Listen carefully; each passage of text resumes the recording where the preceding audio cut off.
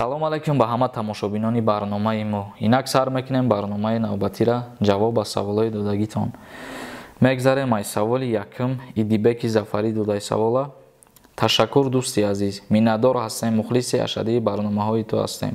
Шахсе бо ҳамроҳи ҳамсари ояндааш ба ягон боғ меравад ё дигару дигар ҷойҳо, кормандони милитсия метавонанд онҳоро ҷарима кунанд. Аки вақте ки ту дар ҷойи ҷамъиятӣ ягон каса халалдор накунӣ, ба ягон кас халал нарасонӣ, ҳеҷ касро ҷарима намекунанд. Агар ки ягон ҳуқуқ вайронкунӣ кунӣ, ба ҷавобгарии ҳуқуқи маъмуритро мекашанд. яъне ки ҷаримат мекунанд. هیچ کاری که خلال نرسانده هیچ کاری در کاردار نیست. میگذاریم با سوالی دوم سوال داده زفر طاهیرов. یک محله خانه به دکمه باشه اشتراف میکنن یا چپشان میکنن. برادر عزیز وقت اولش کی مقصد خانه به دکمه نمیشه. وقت شما هر یک تد زمین میخرین برای زمین خانه برداشتن میرین MBT ایوجا اجازت میگیرین با شما اجازت نامه میدید که مثال اینا با تی اجازت داده شد خانه میبرداری یا که زمین گرفتی ҳавая ҳуҷҷат мекунӣ. ана вақте ки дар ягон ҷои бигем ғайри қонунӣ ту хона мебардорӣ бе документа бе ҳеҷ ҷой вая метавона давлат озодона чапаш бикунад, яъне ки мумкин нест.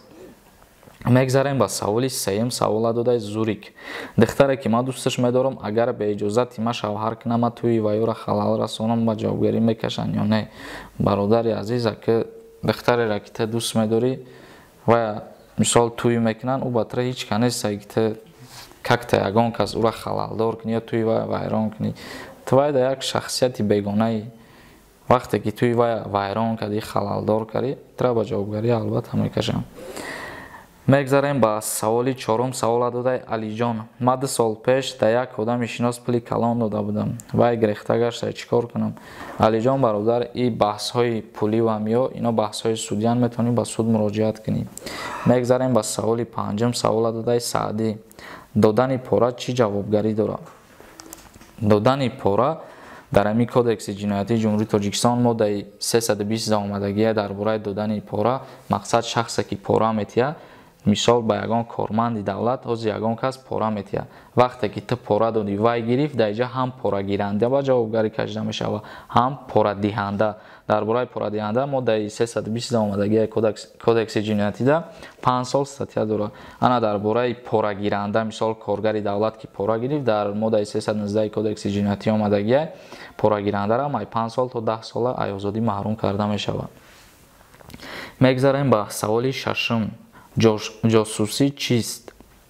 ҷосусӣ ҳамун чизеро мегӯянд ки мисол ту сирри давлата ба давлати хориҷа фош мекунӣ ё ягон сирри давлата ба давлатҳои дигар мегӯӣ. ҳамин чиза ҷосусӣ мегӯянд.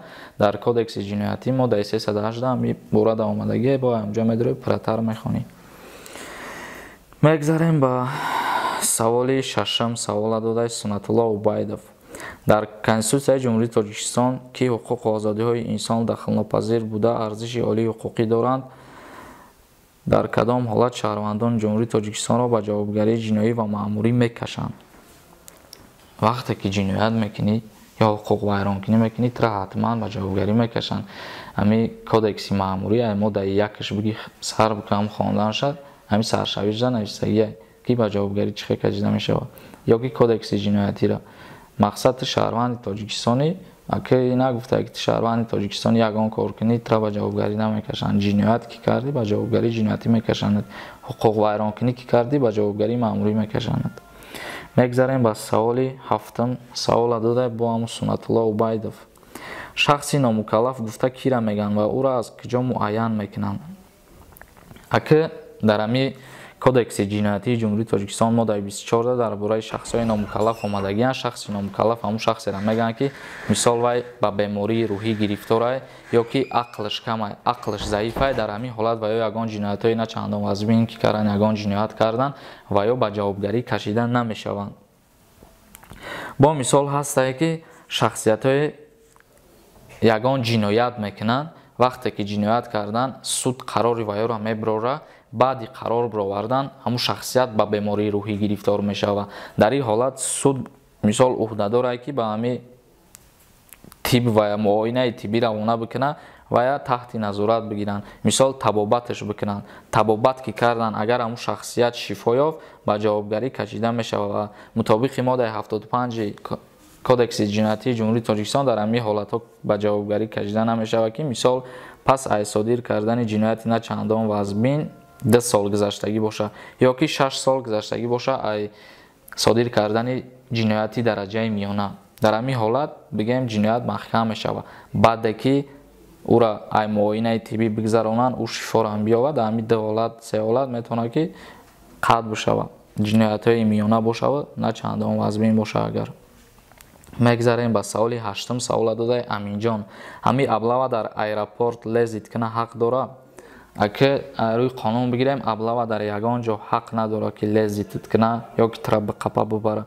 Не ки хай меқапанд раҳруда мисол меқапанд ё миёянд ай хона мебаранд ё ай дигар ҷо. ай ҳамин сабаб вай дар аэропорт ҳам мисол метавонад ки биқапа бубара. Мегирем агар ту билет дори ягон ҷо рафтаистай, вақти облава медроям даруни аэропорт ки айс облава меа меқапа мебарад. Дар ин ҳолат ҳеҷ чӣ гуфта наметавонем мисол твоя. мегзарем ба саволи 9-ум, савола додаи ҳамсадо. агар духтари ба синфи 18 нарасида шавҳар кунад чӣ гап мешавад? Духтаре агар ба синни 18 нарасидагӣ боша, ҳамин кодекси оилавӣ моддаи 13 дар омадагие ки бо баъзе сабабҳо суд худаш ҳавая иҷозатнома метиҳад. мақсад ҳамин ҳолатҳое ки агар духтар вазъи шароиташ сист боша, падару модараш ҳавая нигоҳ карда натонанд, розӣ бошанд падару модари ҳавай, баъдан ҳамун касе ки духтара мегира ай уҳдадории ҳамин нигоҳубинии духтар биброя, мисол ҷои кор дошта боша, хонаву дар дошта боша, хирду хӯроки ӯро хӯронда пӯшонда битонад, дар ҳамин ҳолат мераванд ариза менависанд, суд муқаррар мекунад, пеш ай 18 солагӣ ӯро ба шавҳар метиҳанд. иҷозатнома яъне ки давлативу қонунӣ мешавад, не ки танҳо дар ҳамин ҳолатҳо, дар дигар ҳолатҳои ғайриқонунӣ. мегзарем ба саволи 10-ум, савола додаи Давид. мегзарем ба саволи 10-ум, савола додаи Давид. савол чунин аст: ма дар Москваям, облава метавонад хонамон омада маҷбурӣ биган бачата фарёд кун, набоша ҷарима мекунем сум бигиранд. аки вақте ки ту дар Тоҷикистони мисол ба тра повиска меояд, агар ки ту нарафтӣ ва ё хонат биёянд, ту дар хонат бошӣ, дар ҳамин ҳолат метавонанд тра бигиранд бубаранд хизмат. вақте ки мисол дар Тоҷикистони як бор ду бор ки повискаат роӣ кардан қапидан бурданад, барои повискаи роикадагиштон рад карданат метавонанд ҷаримат кунанд. вақте ки ту ай ҳудуди Тоҷикистон берун қарор дорӣ, мисол дар Федератсияи Россия ё дар ягон давлати дигар, дар ин ҳолат повиска ки роӣ кунанд биган бачаи мо нестай, дар ҳақиқат дар Россия ё ки дар ягон давлати дигар, дар ин ҳолат ягон ҳаққу ҳуқуқ надорад ки тра ҷарима кунад ё хонат биёяд бига ки бачата фарёд кун ки мо тра ҷарима мекунем, ягон ҳаққу ҳуқуқ надоранд дар ин бора. мисол ту дар Тоҷикистон ҳасти дигар. охир инак ино буданд саволои имрӯзаи мо, ҷавоб додем, то ҳадди имкон чанд қаиша успед кардем.